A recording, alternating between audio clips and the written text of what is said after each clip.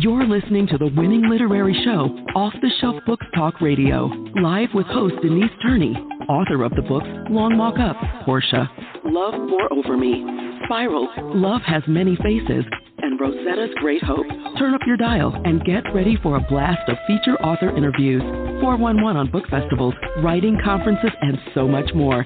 Ready? Let's go. You can either experience the pain of discipline or the pain of regret. And that quote is anonymous. I actually saw that somewhere else recently. You can either experience the pain of discipline or the pain of regret. And people say that's a regret is that something you don't want to walk around carrying because, you know, I could have done something to get the result I wanted, but I didn't. And you don't want to live with that. So this is November the 6th. Off the shelf, listeners. Go get it. You still have time. If you want to do something in 2024, go get it. Go after it. Figure out a plan, a strategy, pray for guidance, and go get it. So I want to welcome you to this Saturday. The sun is coming through the window. Hello, sunshine. On this November the 16th, if this is your first time tuning in, and we may, in 2025, be moving to a different platform.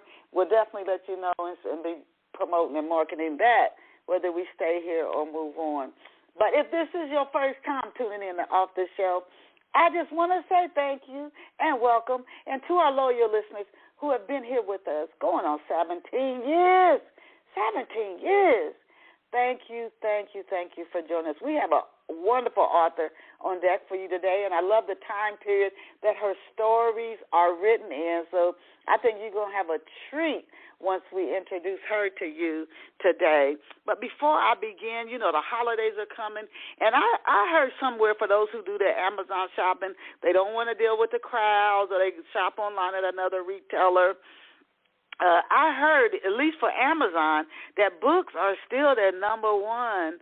That's where they make most of their revenues over the holidays. I mean, when you think about it, a book, that's a gift that just keeps on giving. If you get a journal, somebody gifted me with 3 journals. This was about 24 years ago.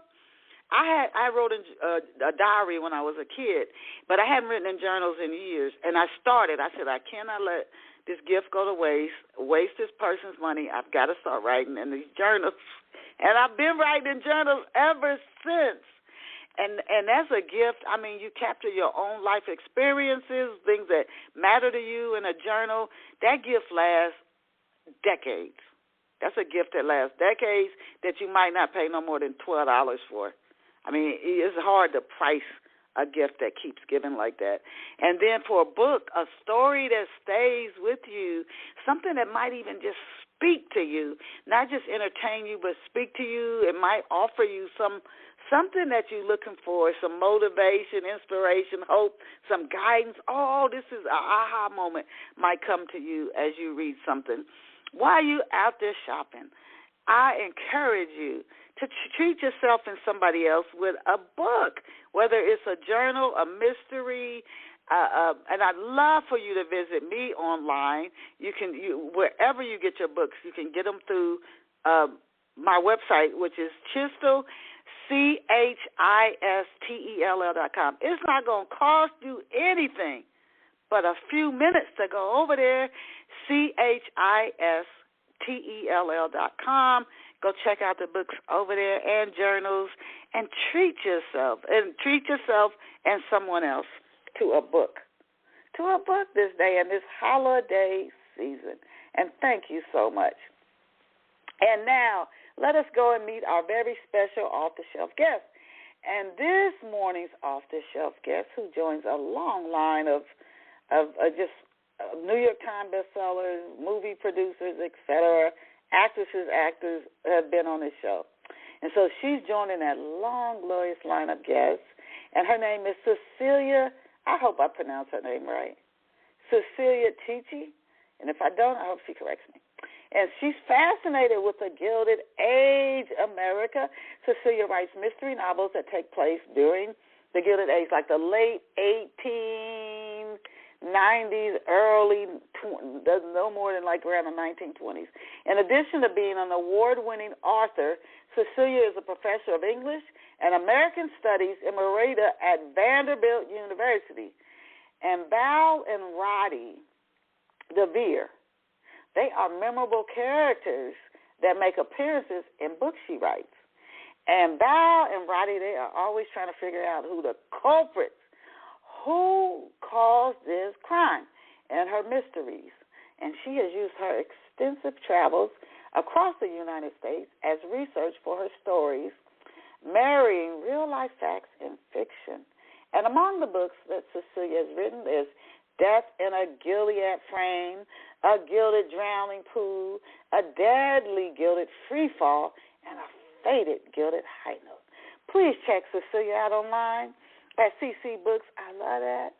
CECEBOOKS.com. CECEBOOKS.com. CCBooks.com.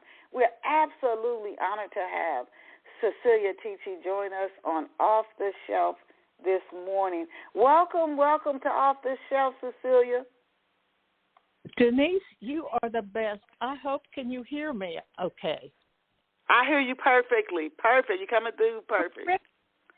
Terrific. You know, and let me, if I could just go back to some of your very beginning welcome and comments to all the guests. The regret from discipline or from what we'll call coulda, woulda, shoulda. That is a trap. Don't get in it, no matter how old or young you are. Get going forward. I love the idea you put out there for journal writing, your own life, kind of your own biography day by day. So I just think, listening to you, I thought everybody needs to take that to heart. None of that coulda, woulda, shoulda, you know, that is all looking back, head in your hands, sadness. No. Get up, get on with it. We've got to move on. And I got to say, I'm going to wear my Kamala cap out in public for the next umpteen years. Just saying. There. Okay, Cecilia. Oh, my goodness. And it is just such a pleasure to have you on this morning. The first few questions I'm going to ask you, and every time I get somebody on who's a professor of English, I always wonder how that impacts their writing. But the first few questions I'm going to ask you, I ask every guest, because our listeners always want a little backstory before I start talking about their books. So to kick off this morning's show, Cecilia, can you tell off-the-shelf listeners where you grew up and what life was like for you growing up? Born in Pittsburgh, Pennsylvania, when it was a steel town, not just the football team. They were making steel. And my parents split, and I was taken by my mom to Florida, West Palm Beach, Florida. She was a retail clerk, and you know, money was of course tight. And then I sort of bounced back and forth. My dad was working up in Pittsburgh and transferred to West Virginia. So I went to high school in West Virginia. One part of my family history that I learned later is that my grandma on my dad's side was a bootlegger's girlfriend. Wow. But and here's where it then made sense. All those fur coats in her closet, I used to go in and put my face in those furs. Now, those furs, let's just bear in mind, bootlegging, that was all through the 20s. And, you know, and then she was a hard-working woman running a wholesale bakery. That bakery had been a front for the liquor distributed all over Pittsburgh, all over.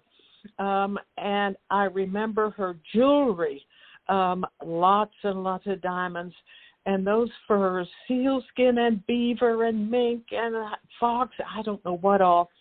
But she was, as I remembered her, running this wholesale bakery in suede pumps and pearl earrings and upswept hair and a baker's.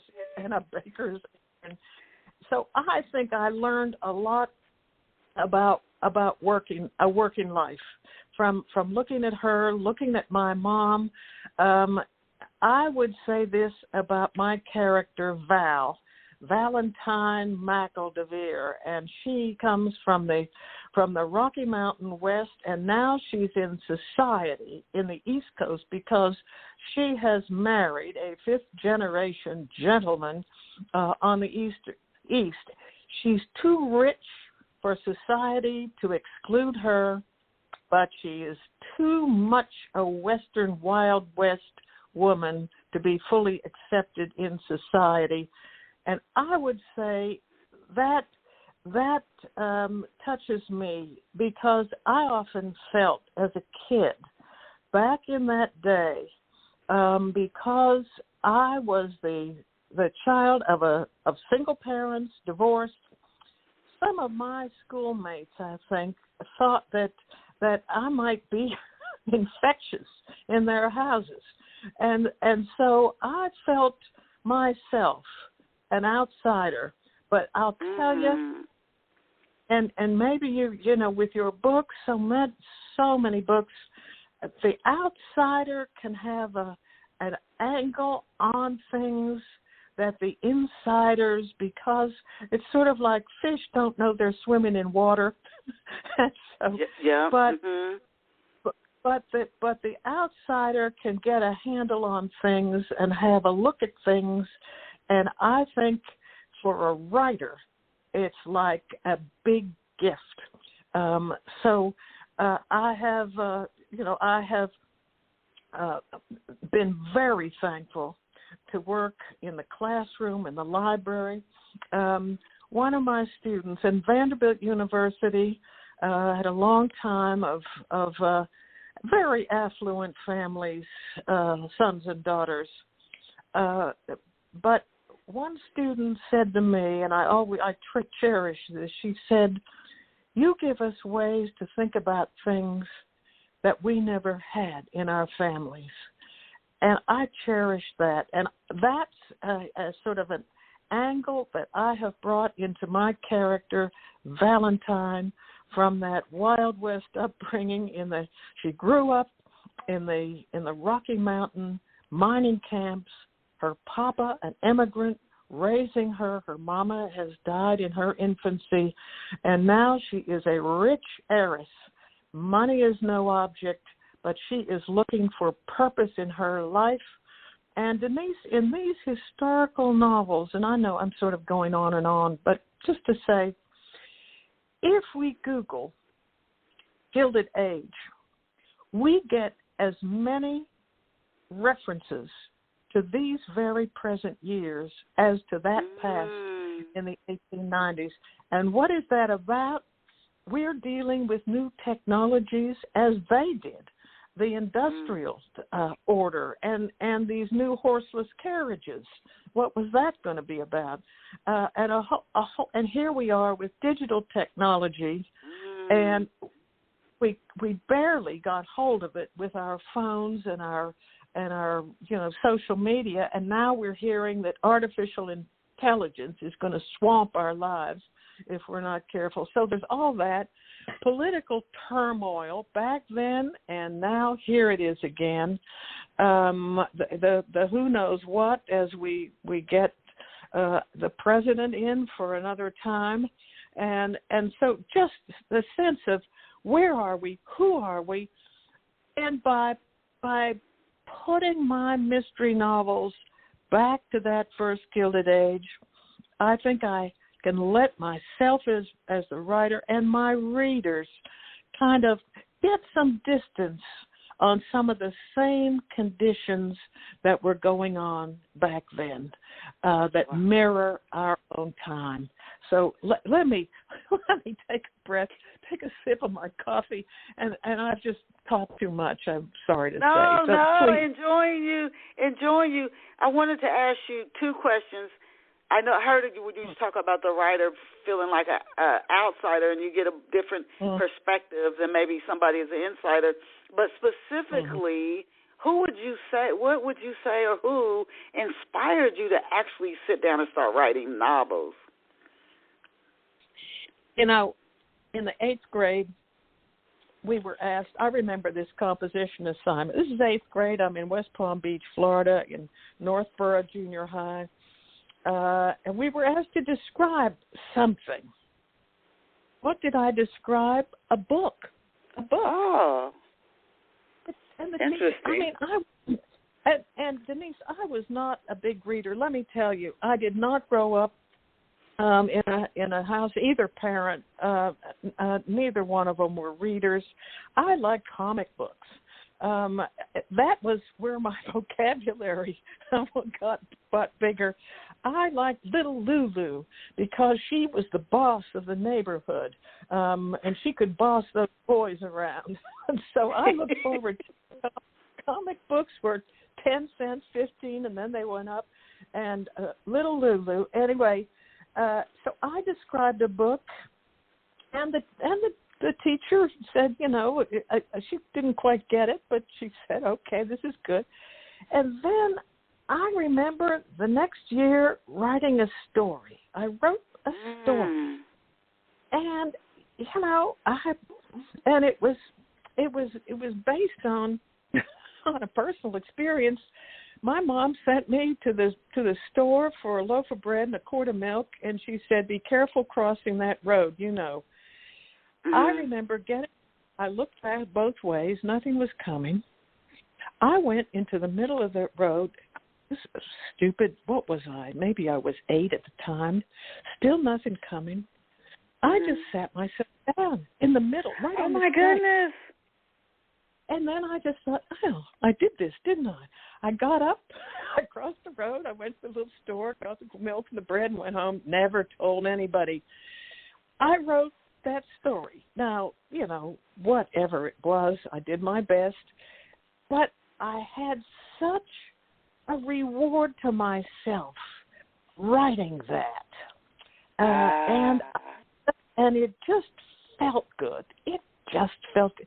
And I would say, you know, and you read how people got into the work that they do. And I ask everybody, if I'm at a medical office, if I'm a waiting room, you know, if I can strike up a conversation, how did you get into this line of work? And it's just so interesting. And, you know, very recently, I'm at the eye doctor, and the technician, and she said, "How did she get into it?" She said, "Well, I thought I wanted to be a physical therapist, but then the bodies you have to move are so big, and so it's really a lot." Now that's the same question that I asked our veterinarian. This is this little dog we have, and she said I wanted to go with horses. But she said they're not only, and she's a veterinarian, Dr. Matt, she's a large woman, big bone frame. She said, but horses are very large and they're dangerous. And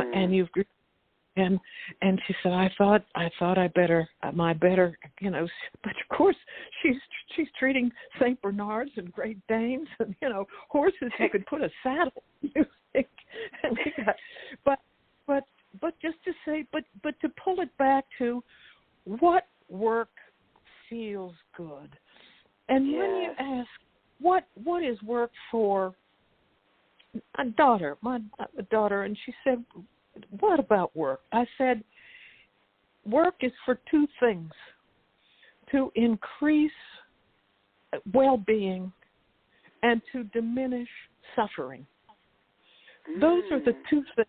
No matter what your job is, I mean, you could be pushing coffee across a bar, or smoothies, or valet parking in a fine restaurant. Whatever it is, whatever you are doing, you are, and maybe both things, decreasing suffering and increasing well-being. That's it, as far as I'm concerned. There. Interesting. And so, I never heard that before. You gave me something to think about. So thank you for that. I've never heard that before. I definitely want to get into your story. So for our listeners, I mean, I had the pleasure of researching them, so I know a little bit about the stories. But for our listeners who this is the first time learning about your books, can you please give our listeners an overview of a Fated Gilded High Note? Oh, you have named the title of one of my favorites. A Deadly Gilded High Note, a Fatal Gilded, and gilded is the word in each of my books. In that book, my couple, Val and Roddy, and they are deeply in love, and he is by training an attorney, and in his secret life, call it, it's a hobby, mixing the new Gilded Age drinks called cocktails. And he doesn't want to have any notice of it because he is an attorney, and what he does is defend taverns and bar rooms from the temperance crowd that want to abolish all such drinks. Anyway, I'm not to go too deep into the rabbit hole of who he is and she, as I've said, from the far west. But he really likes opera. He just likes those arias.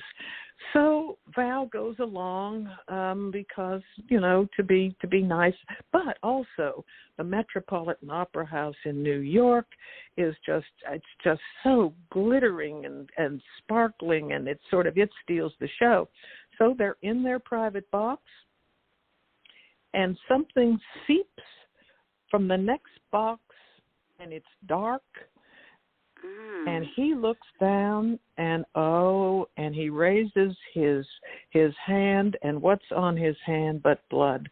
Somebody in the next box has died, and what Val and Roddy have to do, because they have agreed to look over that next box because it's friend's box, and they've been traveling, and they have rented the box.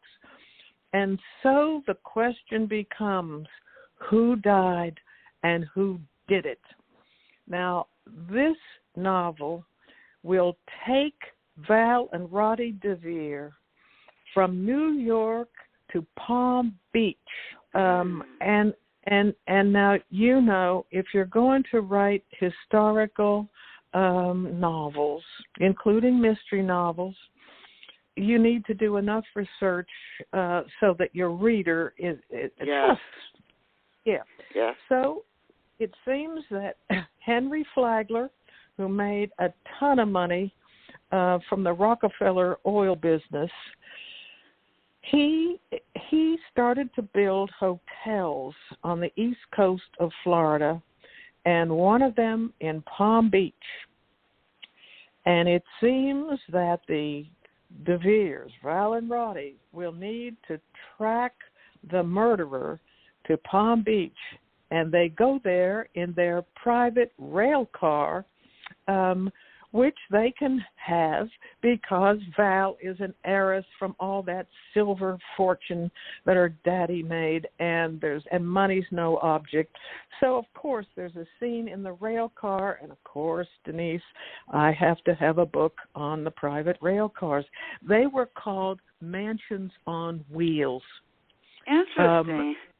Yeah, and I'll tell you, if you see a picture, like if you go online and look at Newport cottages, which are the mansions, and you have a look online at the interiors of those houses, you will see the same decorations that you'll find in the private rail cars and the yachts, too, the ocean-going yachts. It was the same decorators, the same designers. They liked the same furniture, so there you are. So they go down to Palm Beach, and they're trying to figure out, and they have several suspects and they're back in New York, and there's a showdown, and what the reviewers have especially liked is Val DeVere's fortitude, her bravery, her, she's like a new woman of the time, and she's not going to be trapped in her corsets with etiquette books. So we have climaxes in each of the novels. Her life is at risk, and I better not give it away, but she's about to be pitched off a high ledge, and what she does to save herself, she has to save herself. I love your description. Oh, my goodness. I love your description of your story. Now, for listeners who do like historical fiction, and it is quite popular, we had a guest on once, and there's people do like historical fiction, but authors who write it have told me, readers have told them things like, no, you got the napkin wrong. It's amazing what people know. It's just amazing what some people know. They didn't have those napkins in 1912. They didn't come out until 1914. Authors are like, whoa, you wouldn't, the type of silverware you described, the smallest, minutest thing. There's a reader out there that could tell you, no, that they didn't have that then. They didn't come out till 6 months later. Or you're like, oh, my God. So I can imagine the research, but for people who might want to take a history journey, even if they're not real history buffs, is this something they could get at the same time they're being entertained with this mystery, this whodunit from the series, your Gilded Mystery series? Could they get that from the books as well? Well, yes, and let me say, I try to be very careful, as I think other mystery writers do, and you're of course so right. You're quite right. Bringing up the comeuppance. I'm also careful about language. What slang terms? Did they say that? Was the word showdown in play at the time? I look it up, and because you can't have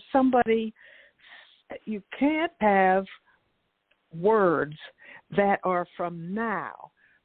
Yes. Pushed back a century. People hear it, they know it, and sometimes you look something up and your source is wrong. You trust your source, and your source is in error. But trying the best. Here's another. I'll call it a challenge. These days we never have problems; we have challenges. So It is simply that once you do so much research, there's a tendency to overload the book with too much, and sometimes you're reading an overloaded book, and in the first paragraph you're just so dazzled, you just can't believe it. It's just wonderful, wonderful. Second paragraph, the dazzle is the shine's a little off. Third paragraph, you're drowning, and you just put it down because it's too much. So it's kind of rationing what you know, and just right, and just to fit this scene, save some of it for later. You can just, the breadcrumbs along the way, but monitor yourself so that what you know doesn't drown the reader. A friend of mine said only 10% of what you have researched gets into the book.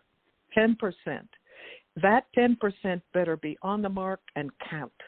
But let your files stay in the file drawer because your reader, be nice to your reader. Yes. Now I want to ask you, because you've written so many different books in the series. In this story we're talking about, do members of high society, and I'm assuming they're Val's friends, because this is the circle she moves in. Do members of high society, Do they stand by Val and Roddy? They're like close to where this murder has happened, right? So I don't know. People might be giving them a side eye. Do they stand by them, or do they betray them and think, you know what? We think y'all the culprits. Great question. The close friend, Val has a especially close friend, Cassandra. She is a high society, blue blood for many generations. Her issue from almost infancy, all along, she has visions of what we would call the paranormal, or the psychic. She has psychic powers. Now, her backstory is that her parents hired a nanny from the islands. And so we can think Caribbean, we can think all kinds of rituals and special visions. Anyway, Cassie began to have these visions. Her parents were alarmed.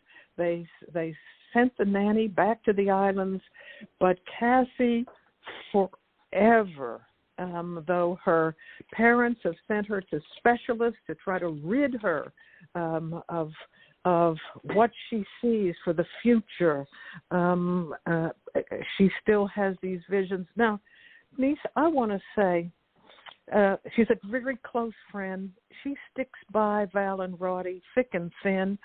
Her husband's a scientist, and he's out hunting fossils in the middle of the ocean.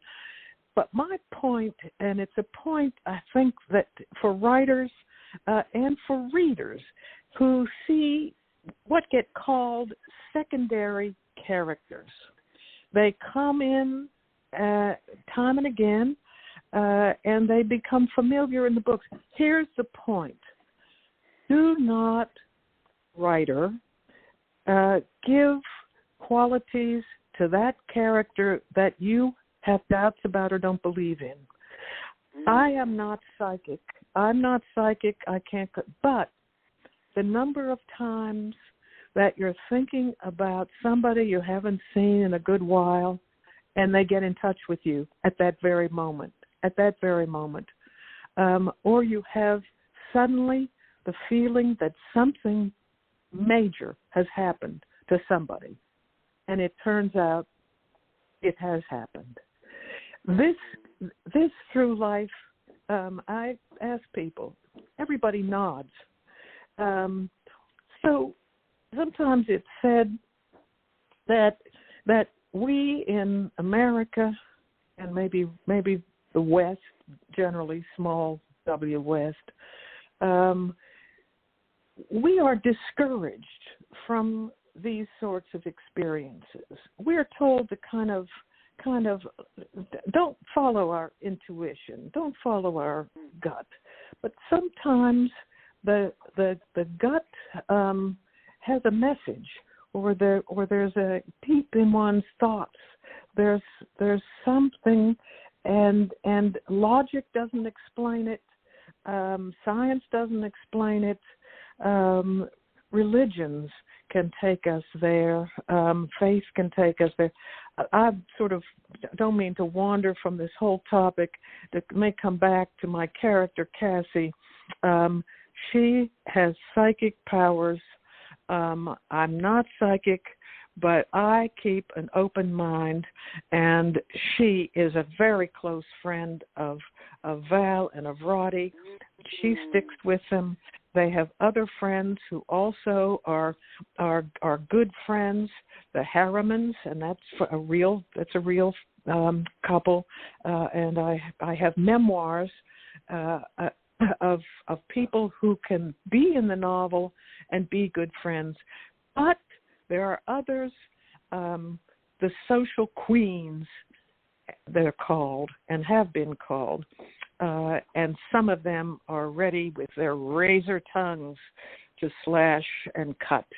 And so there's always, sort of the maze to walk through in the novel and find out who's true blue and who will turn on you first chance they get.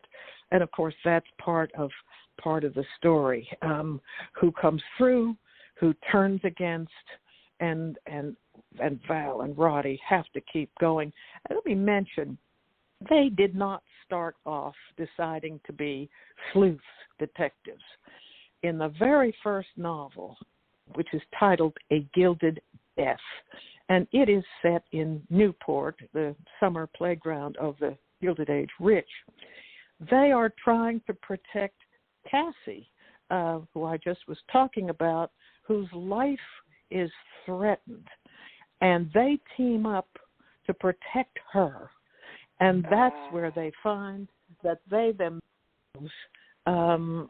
have this ability, and then on and on, they're called upon. Their reputation precedes them. We hear you helped with that case in Newport. Could you help us? Okay. Here's what's going on. And of course, they need a policeman to help them, and there's acquaintance with a New York detective, and he comes into the action from time to time. He, who used to be a merchant marine sailor, so his language, though he's a detective at New York, he talks nautical talk. He'll talk about the ballast and the decks and the full sails, billowing, and that sort of thing. Let me just mention along these lines, you know it as a writer, I know it, all writers know it. You have to give your reader little presents along the way, little surprises, a word that they weren't expecting in a sentence, a little turn of phrase, something, gifts all along, because you're asking for some serious time, whether it's just a few hours or what, and everybody's busy, and what have you got to offer? What have you got to make it worthwhile to open up your book? So always to have your reader in mind, that's so important. You know it, all the writers know it. Okay, there we go.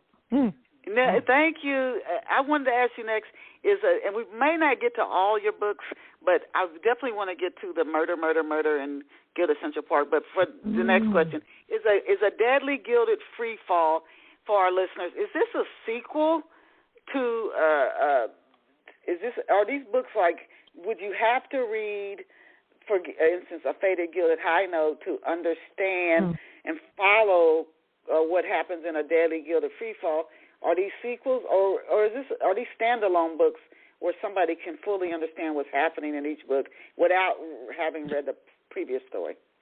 Yeah, that's such an important question. They are standalones. They are, because I never like it when a writer makes me go back to book number 1 so I can get to book number 4. I find that irritating. So they're all standalones. But of course, there are some threads that run from one to another, and readers will find those threads and be pleased. There are friends who show up in the different books, and I hope people are glad to see the friends come back. But they are standalones.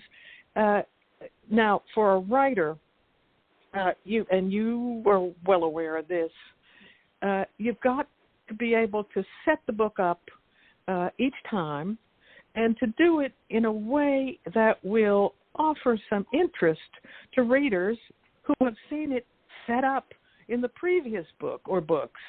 So each time, for the writer, it's a standalone. You've got to introduce those characters, where they came from, who they are, why they matter, and you've got to do it a little differently every time. Not in contradiction, but in a kind of smooth partnership, each one. So they are standalones, and you can start anywhere and then go forward, go backward. There they are. Yeah. Now, what's going on at the start of a Deadly Gilded Free-Fall? Well, at the start, Val is really irritated because she spent a lot of time and effort into a farewell, formal dinner, and the chef she hired has burned the dinner, and it was just a mess, and the footman dropped the platters, and it was just terrible, and she's irritated. And here comes one of Roddy's old law school classmates from Chicago to visit them this very afternoon after that disastrous formal dinner. And the last thing she wants is to be entertaining a visitor who's come from Chicago. The visitor's wife died suddenly just a few weeks ago.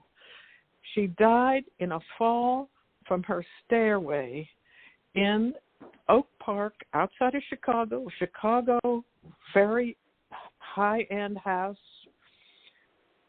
It's been rumored that she was pushed down those stairs. A detective is sure of it, and the visitor, the former law school classmate of Roddy's, asks, would Val and Roddy please come to Chicago, sort this out? The suspicion is hanging heavy over him, over his brother, over a woman friend who has. Would they please come to Chicago? And it turns out that this man's family business is highly profitable on a health medicine, a tonic that is toxic.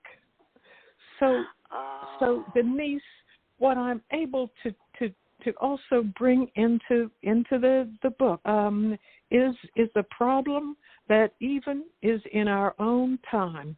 What medicines can we trust, and what medicines might wreck our health? So, who killed this woman? Or did she just fall accidentally? How did that play? What does that? And so, just as in High Note, they go to Palm Beach. In Free-Fall, they go to Chicago, and so I have the chance to. And they stay at the auditorium, which is the first combination of hotel and commercial space, and was at one time the highest building in Chicago. So I get to, do a little Chicago there. And so, yeah. Oh, my goodness. Now you got me curious on this when you say the medicine. It sounds like it's accidental, but I'm going to assume that is not actually. It sounds like it might be accidental. In your stories, it just popped into my head. Do you have, like, court scenes that take place in your stories where the reader gets to see, this is who did it, or they discover who done it just through Val and Roddy's work? I have not done a court scene. That may come up.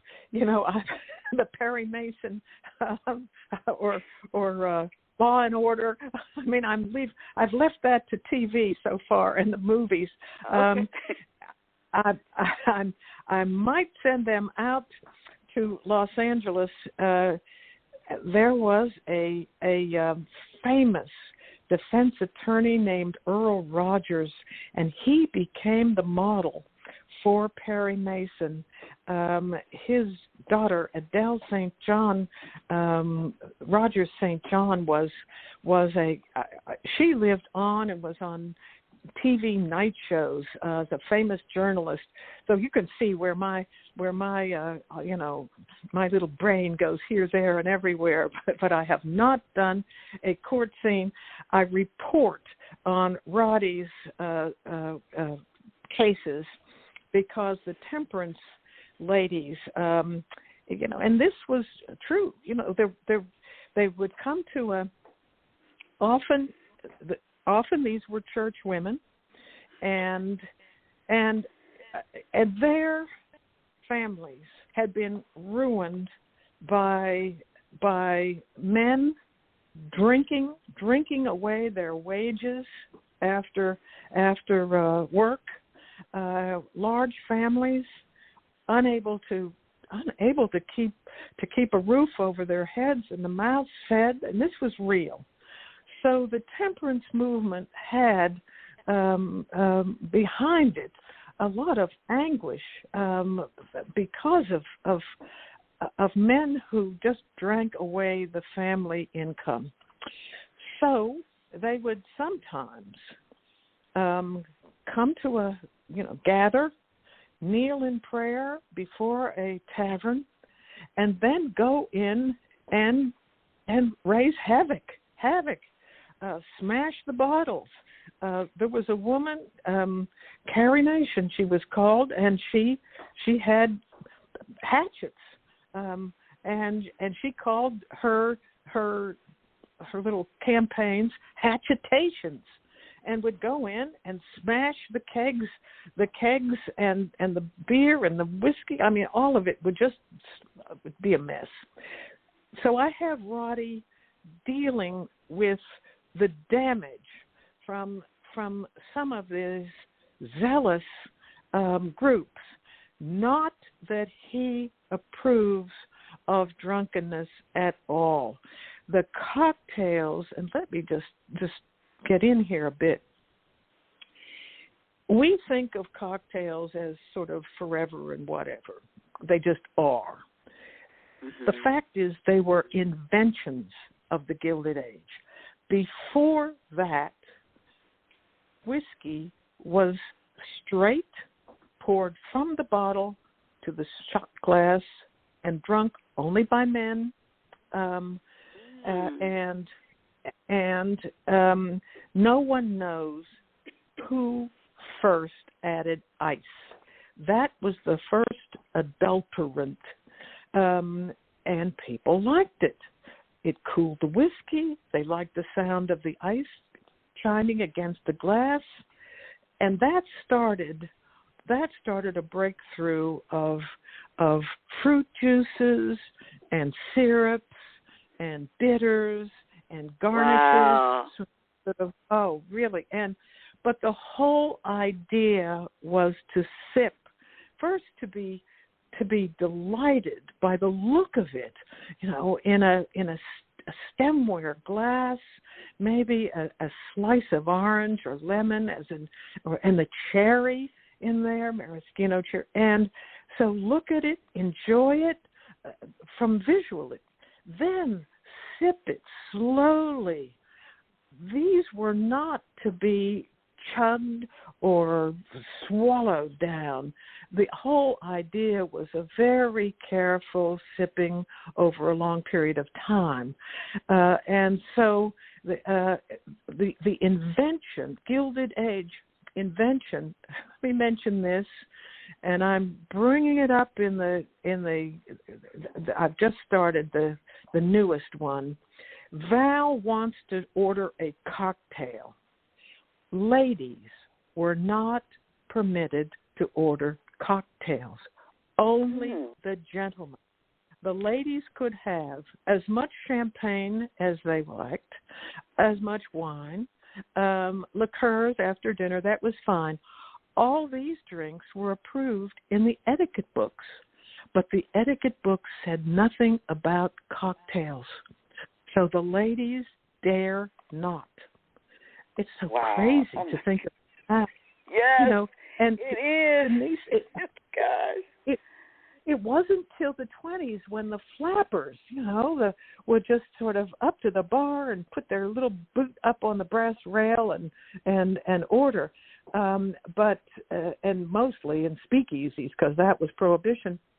But during the Gilded Age, it was a no-no for a lady to even gesture. Here's what they did instead. Here would be the rolling bar, let's say at the Waldorf Astoria in the great dining room, and there was a rolling cart, and it had tea kettle and cups. You hear what's coming, and it had liquor bottles and ice in a ice bucket. And the waiter would come up to the table, and the lady would say, wink, wink, I'll have a Manhattan cup of tea. Her cocktail, in disguise, would be served in the teacup. He would get the stemware or the crystal, with a slug bottom. Mm-hmm. He would have the glass. She would have the teacup, and they would sip along. But it was in disguise. And it's so crazy. Oh, my goodness. Yes. No. Can you with and we have like 10 minutes left, can you introduce us?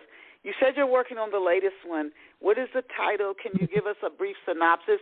And let us know when it will be published. Coming out at the end of January, and it is a gilded redwood coffin. Whoa. A gilded redwood coffin. Mm-hmm. Now, there is a character who has been in, is a friend. He's one of the True Blue friends. Theo is his name. He's the gentleman man about town. Very stylish. And he's from Boston, but he's been adopted by society. Unqualifiedly adopted. He's in like Flynn, as the saying used to go. Suddenly, he has family troubles, and Val and Roddy are called upon, and they discover issues in his family that never would have been dreamed about. So a gilded redwood coffin, and it's an easier title to, I think, than some of my other titles. So Redwood Coffin, and it's at the end. I think it's January 28th. I have to say, I think during this election season, it's been so involving that end of January, I think people will be ready to read something. I hope so. Oh, yeah. Oh, yes, boy. and you got the Gilded Redwood Coffin.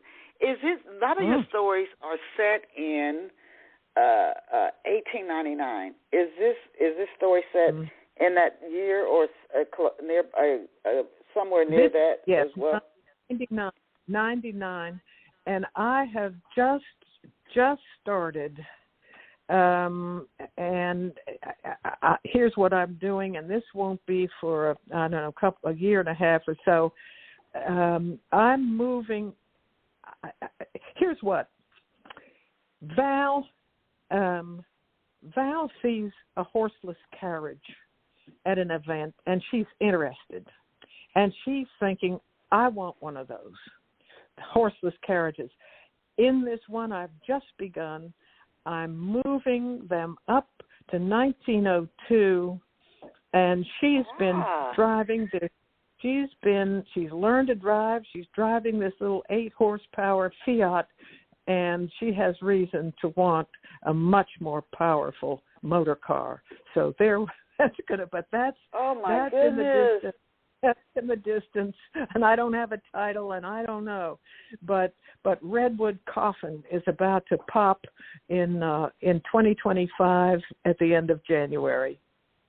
Oh my goodness, I love it in the history piece and how you stay true to the history in the story. You don't come to modern times. You stay with that, generally that year 1899, but then now. You said the latest 1902. As we wrap up, can you please share 3 to 4 steps, Cecilia, that you have personally found to be effective at getting the word out about your books? Well, this is friends and family. Ask them to recommend. Ask friends and family when they really like a book, would they not, if they have the actual bound paper book, please suggest that others actually acquire the book, whether on Kindle or order the paperback. here is a problem I think readers aren't really aware of. Unlike works of art, which have a lot of legal, whether you call it entanglement or